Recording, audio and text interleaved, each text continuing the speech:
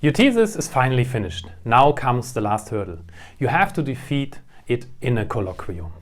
How can you get the most out of your work and prove that you are the ultimate expert in your field? Now you will be amazed. Have you ever thought about presenting on a flip chart? In addition to your presentation with PowerPoint that you probably need, you should have a flip chart by the side for one key topic you would like to highlight. The greatest speaker of all time, they can't be wrong, or? So before you dismiss this as old school, listen to our 4 advantages.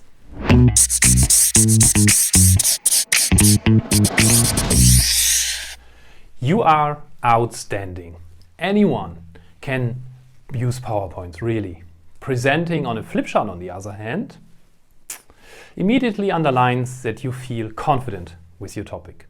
You are an absolute expert in your field, who doesn't have to hide behind a slide. You show that you went the extra mile and are enthusiastic about it. You choose the topic. Use your flip chart as your conversation starter when you are defending.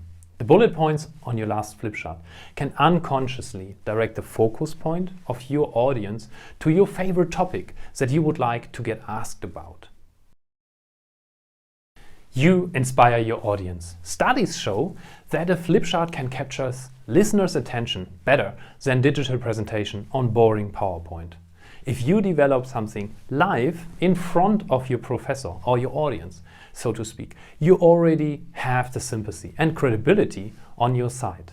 And with that, you underline the best of all advantages. And that's about copyright. You can give that a check.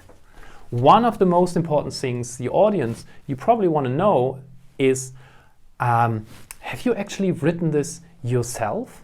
If you can shoot your thesis, your ideas from the hip onto a flip chart, you have proven that it's your work. Convinced? Well, make sure that this is really easy and relaxed for you, and I will give you a handful of tips of how to develop the nice flip chart. Tip number 1.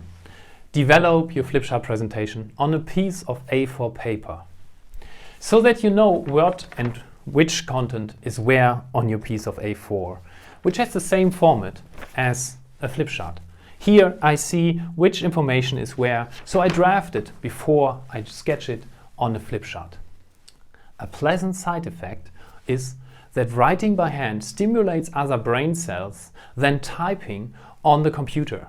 You deal with your topic in a completely different and intensive way. Tip number 2.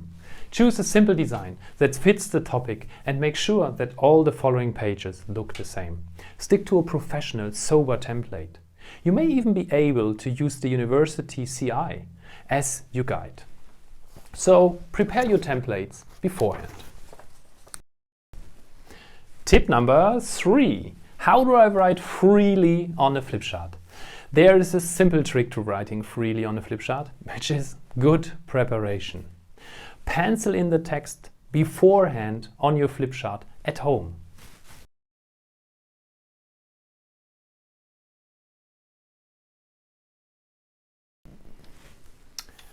No one can see the pencil lines from more than 2 meters away. In your presentation, you just trace your pencil lines with the marker.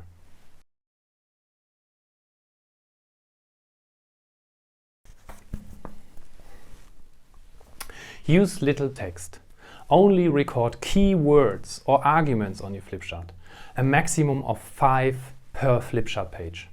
Use free speech in your defense. The points on your flip chart underline what you have been said and do not anticipate it. So tell, write, and then move on to the next point. One extra tip for you. In case you would like to highlight a resource or some documents, you can easily just print out a QR code and reference your bullet points to a detail, to a source, by just pointing out a QR code and stick it onto the information. Do you want to use charts? There you can score particularly well with a flip chart by preparing your graphics and bringing them to life. Use arrows and markers to make connections between different key points. Here, for example, sketch out it with text, and bullet points are the text you write. So when you have something to bring alive, you just create the line that this is connected to that. If you would like to know more about how to use charts and bring them to life on a flip chart, well, then stay tuned for the next video next week. If you need inspirations for how to prepare your flip chart, then have a look here in the app. You find a lot of templates and iconography where you can see how to visualize on a flip chart.